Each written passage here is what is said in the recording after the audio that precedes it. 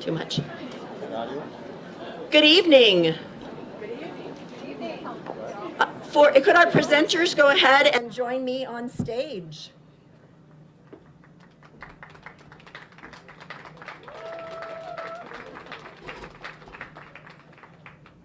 One of our presenters that will be here with me, Joan, you'll be right over here. One of our presenters that is here with me is clearly still running last minute pickup all over the place. Brian Stark, if you could join us on stage. I don't see him yet. He was here, I promise. He was here. He's busy still putting the last of everything together. Well, welcome everyone. Thank you so much for being here with us today. We are so excited about this demonstration project of alternative housing available here in Phoenix. It is, I don't know about you, but 30 days ago, this was a dirt site, a dirt lot that the city owned, and you look at it today. Our deputy city manager, Ginger Spencer's here. She called me yesterday when I was out here on site, and I told her, sorry about it, boss. I'm actually taking this site off RFP and moving in. So, she didn't think I was as funny as I thought I was, but has a great sense of humor. But thank you so much for joining us here this evening to hear about this great demonstration project, how this public-private partnership has turned into an amazing opportunity for us all to see different ways to create unique housing opportunities.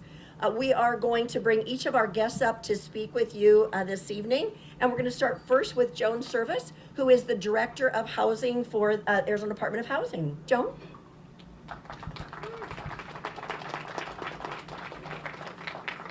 Thank you so much. Good evening, ladies and gentlemen.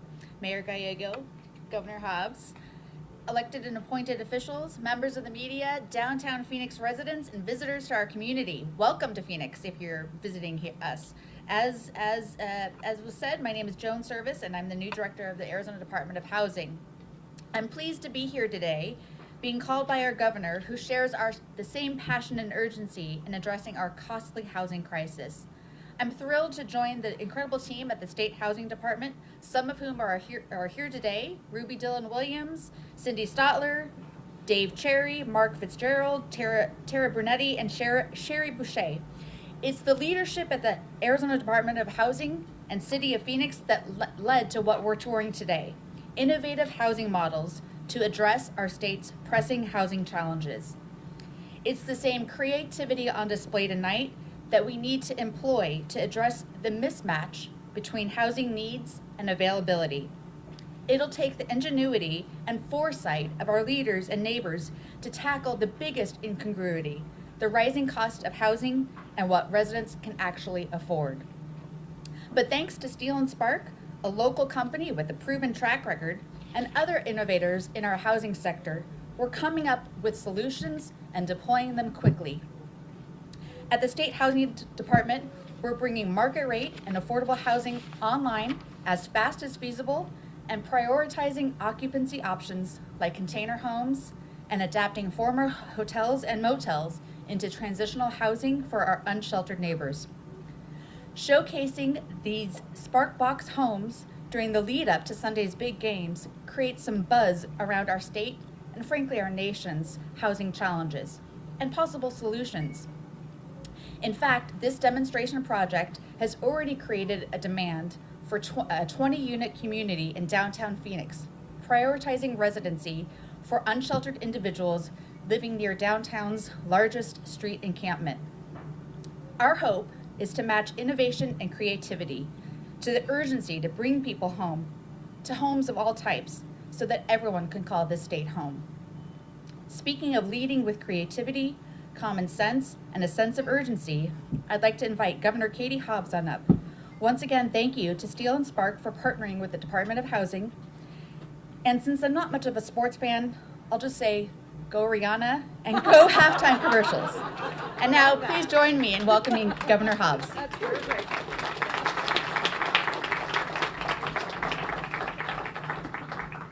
Good evening, everyone. I am excited to be here. Thank you, Joan, for the introduction, and to the partners who made this project a reality, including Arizona Department of Housing, the City of Phoenix, and the Steel & Spark team. Congratulations on the completion of this impressive Sparkbox exhibition. And I'm hopeful that this concept can inspire the action we need to bring home to more Arizonans. Today's opening is also exceptionally well-timed as we welcome fans to the Valley for 2 major sporting events. I'm excited for our visitors this week and throughout the spring to get an up-close look at a forward-looking, sustainable vision for housing. And even more crucially, I hope this demonstration highlights the creative partnerships that we need to solve our state's persistent shortage of affordable housing and shelter.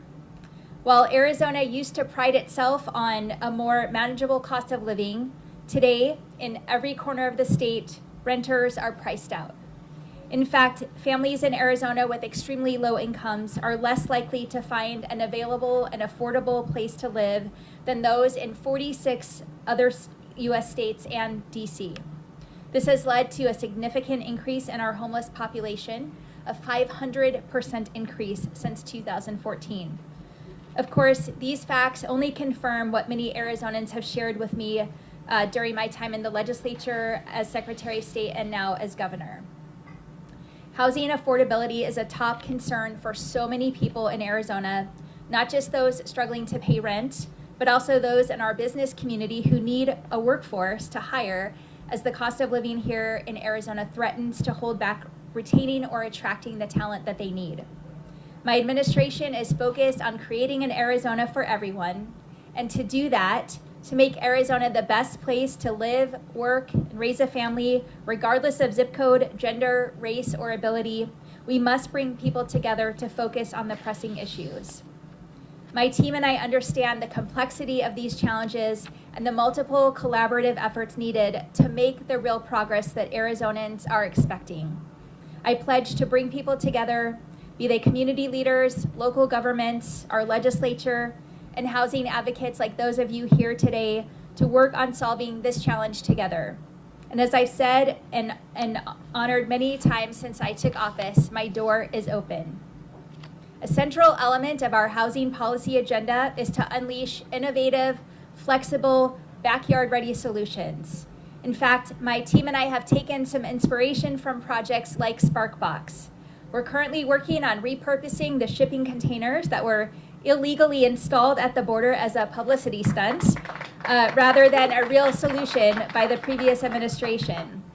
In a collaborative effort between the Arizona Departments of Administration, Housing, and Emergency Management, we've developed a plan to offer these surplus containers to local jurisdictions and nonprofits to help expand our inventory of affordable housing and shelter. We realize that to make a dent in the rate of homelessness and to stabilize skyrocketing housing costs, low-income families need additional resources and support today. We will not just build our way out of this affordability crisis with market rate units alone, nor will we rehouse thousands by simply criminalizing the consequences of poverty and lack of adequate shelter or wraparound support. The evidence from across the country is clear. It's housing opportunities that make the difference between metro areas with higher or lower rates of overall homelessness. To meet this moment, to make housing more affordable and accessible for Arizonans, my first executive budget proposes a historic investment in the state's Housing Trust Fund, a flexible discretionary resource to support renters and build more affordable housing. So long as housing affordability remains a formidable, ongoing challenge for our residents, so too should our fiscal commitment to the Housing Trust Fund and the programs it supports. As a social worker myself, and the first one to become a governor, I know firsthand just how crucial that stable housing can be to physical, emotional, and economic well-being. Making real progress in solving this crisis means making real progress on building enough housing quickly, sustainably, and with access to resources and support. And that's why scaling low-cost, energy-efficient designs similar to Sparkbox is crucial to this vision as we build, literally, an Arizona for everyone. Congratulations again to the Sparkbox team, and thank you so much for having me here today.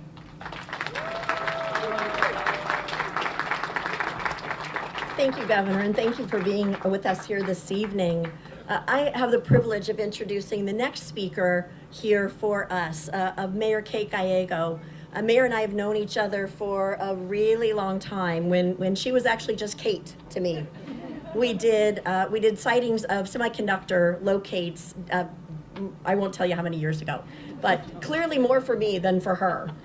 So I was so excited to have her as I came on the city of Phoenix as the councilwoman of District 8, had been there since 2013, working with us on creative solutions to bring back the warehouse district, to bring back areas of Levine, to bring technology onto the South Mountain Technology Corridor, to work through really creative solutions. So it's not surprising that she would have been involved with us on this shipping container project. It is my privilege and honor to introduce the mayor of the city of Phoenix, Kate Gallego.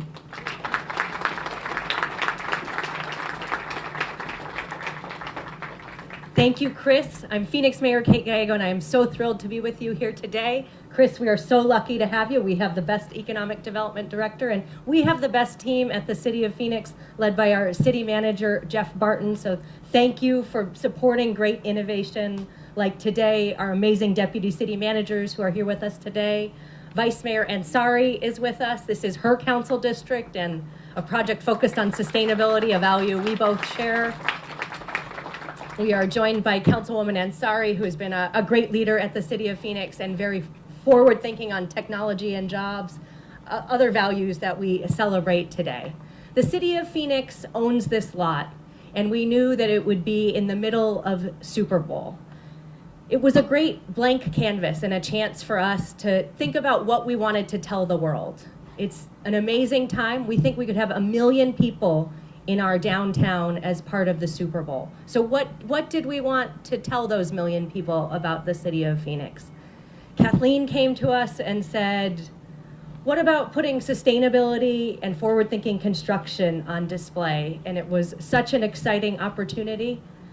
Phoenix has been a leader in a wide variety of building innovations, one of which is using shipping containers to create amazing housing projects. There are several walking distance from here. We are home to the tallest project with shipping containers in North America and some of the most innovative. If you have not yet had the pleasure, I understand on Airbnb, not this week, but in the future, that you can see how great it is to stay in a shipping container project. One of the things I am often asked as an elected official working on affordable housing is, would you want to live there?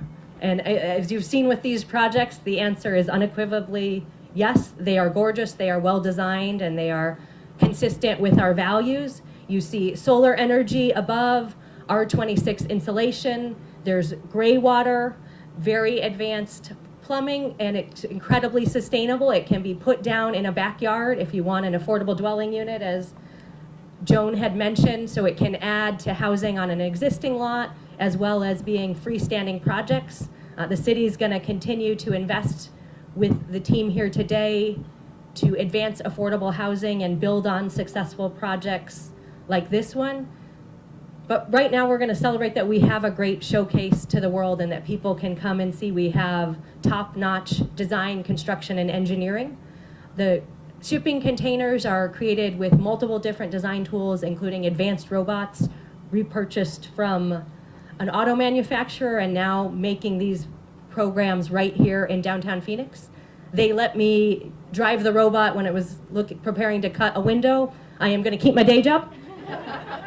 But it was incredibly well programmed and just neat to see how that innovation is making affordable housing possible. Because of the advanced construction techniques, we can get projects to market more quickly. It's a real challenge for us right now in the Valley. We have 185,000 units that are permitted and zoned but not built yet. We have real supply chain challenges, labor shortages, and more. And so having new tools to get projects done more quickly is an amazing opportunity for us.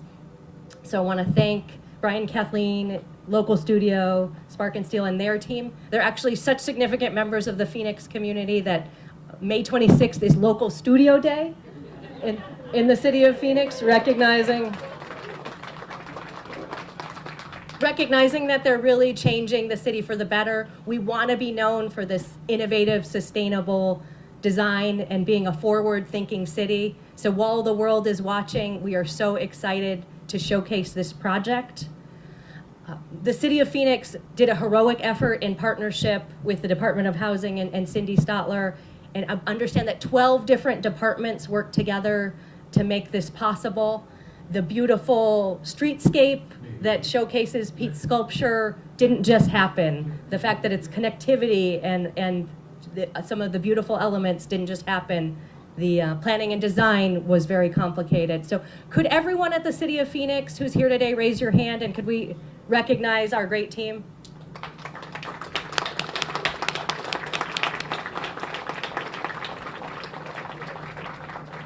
This came together incredibly quickly. For people who say that government moves slowly, I would put this forward as a project that was heroically complex and yet delivered in time for Super Bowl. So thank you to everyone who made it possible. We're so honored to be joined by a who's who of downtown and housing advocates, and we want to celebrate that we are an innovative community. We are going to try new things, and we are going to find great solutions. Thank you to everyone who made it possible.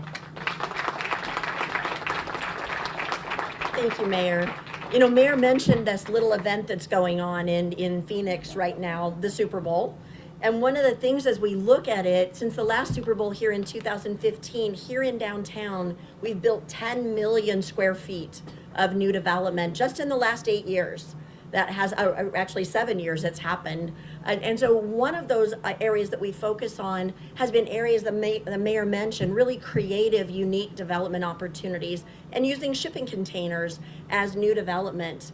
In fact, when I first got here in 2014-15, Local Studios had just completed Containers on Grand. Cindy, you were the advocate for that, working with the City of Phoenix at the time, Alan Stevenson, our planning director. Without creative minds working together, these unique projects just don't happen. And they're an intimate part of the development and the social fabric that's in downtown Phoenix. My first RFP I got to do with the City of Phoenix in 2015 was for a site that now is the Oscar, which is a shipping container housing and office just to the west of where we're sitting at today. And those designers of Containers on Grand and the Oscar was Local Studios, Brian Stark and Kathleen Santine. So it is always such a privilege to get to work with them. And I will tell you, when I have crazy ideas, which I do, two things happen. One, my team runs hiding, and I go visit with Kathleen and Brian to talk to them about, is this truly a crazy idea or can this happen? I did it to Brian and Kathleen recently. We had a crazy idea for something in Maryvale. Brian thought about it for about a month and called me back and he said, it's not so crazy, I'd do this with you. So we are so excited to have Local Studios here in the City of Phoenix, and I'd like to welcome founder Brian Stark to the stage.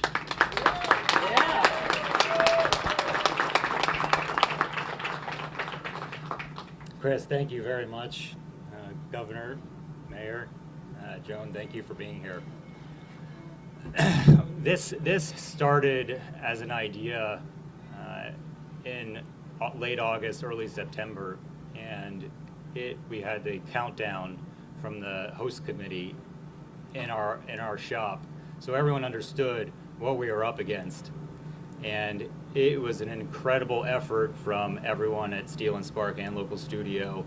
I'm so proud of our team, the hours and hours, and 2 in the morning and 3 in the morning and sleeping at the shop that they've put in to get this done today. And so really, I'm humbled to be able to work with them and appreciate them more than I can even say right now. So thank you very much to the team.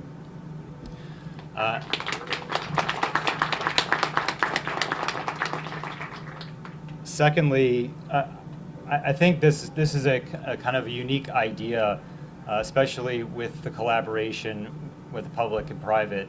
And Cindy, who has been such a big part of our success and what we've done, took the chance on us on this, and really, Cindy and Tom Simplot I can't thank you guys enough for the opportunity, because it's really that's the kind of people that I think that we really need to take chances and risk in what we're doing. So thank you so much. And Mayor Gallego, the opportunity, and Chris, to use this lot to showcase this, and that's really what this is about, is showcasing a technology. These are completely off-grid. There's no power hooked up to any of these containers. They're powered by solar and lithium batteries. The lithium batteries are from a company called Discover. There's some guys here who, if you have any questions, they are the safest lithium batteries on the market, and they are the leaders in lithium. And so we have partnered with them on this as well, and we are really excited about having them. Joan talked about common sense a minute ago, and I heard someone say to me that common sense isn't that common anymore. And I started thinking about that. A lot of times the people who say that, I actually don't think they have a lot of common sense. But I was thinking that, is that something that's new, that common sense is no longer? And I thought, okay, well, Thomas Paine, over 250 years ago, wrote a pamphlet of 47 pages on common sense. And in that, he said, the times hath founded us. For translation, that means the times have founded us.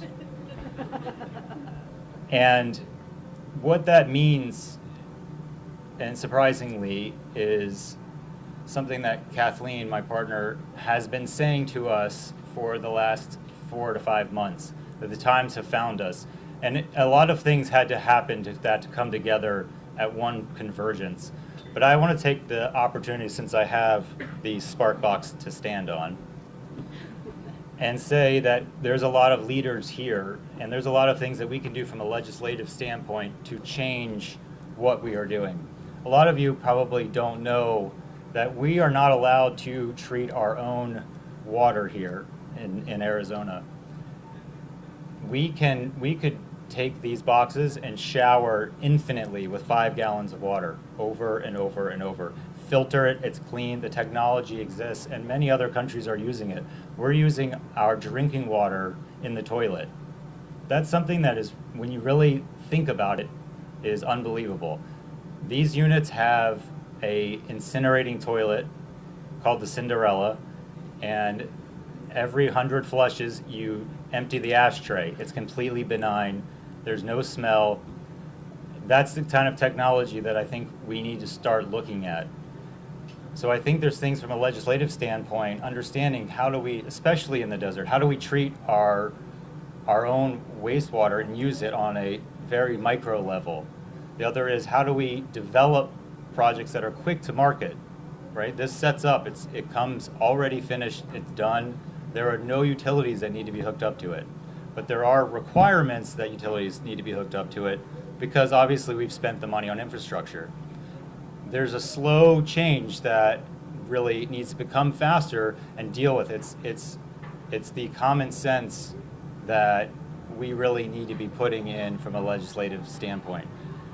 The times have found us, meaning everyone that's in office right now and everyone that is on the private side trying to do something about sustainability need to come together, and that's where I think that the times have found us. We are all here together to make that happen. And this project is an example of how we can do that. And I hope that people understand, because it's a different mindset. The technology is totally different way of thinking. And so the hope for us is that this spreads, that people see it, that the people know that it's possible to do other things. From a housing standpoint, we're trying to hit it from both sides. We are trying to, there's some flyers out on the X-Wing, which the city has just set up a contract with for housing for 80 rooms. That is a non-congregant, homeless, unsheltered housing. That's on one level. The other is we need more inventory. There's just not enough homes out there. The Spark boxes are an answer to that, and the hope is that we can put these in people's backyards where mom can move in and age in place, and really take advantage of generational living, or parents with kids who are special needs that needs independent living. This is a really great solution. Or boomers that are retiring into accessibility. This center unit here is a accessible unit. There's going to be a huge population of boomers now aging into accessibility. It's going to be something that we need to respond to. And so by doing this and not going through a long permitting process and looking at how, from a legislative standpoint, we can help ADUs become part of that solution, is really what needs to happen. And so I think there's a lot of places where the Spark boxes can very quickly get to market and very quickly solve a lot of those issues. So thank you so much for being here. I really just want to thank Kathleen, my partner, who is, as many of you know, a force and is the reason that this has happened. And I'm always grateful for the time that Kathleen has given us and put the effort that she's put into. She believes in me more than I believe in me. And that is an unbelievable advocate to have. And then lastly, my wife, Carla, who is here, thank you so much for your patience and my absence. It means a lot. So please, ask questions. If there's anything that you want to know about the boxes, there's Steel and Spark local studio guys around. If you have any questions, ask me. But thank you so much for being here. I really appreciate it.